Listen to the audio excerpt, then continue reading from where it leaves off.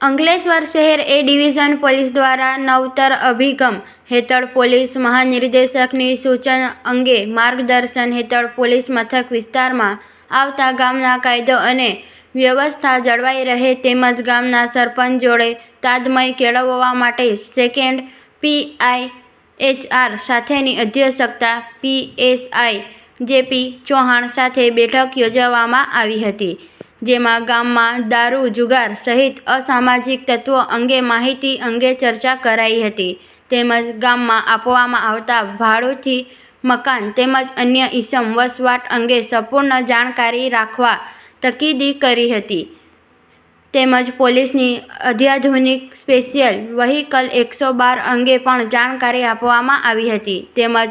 વ્યાજખોર સહિત અન્ય વિવિધ મુદ્દા પર સરપંચને માર્ગદર્શન આપી વિસ્તૃત ચર્ચા કરાઈ હતી। આ બેઠકમાં પોલીસ મથક હદ વિસ્તારમાં આવતા ગામના સરપંચ અને આગેવાનો પણ જોડાયા હતા।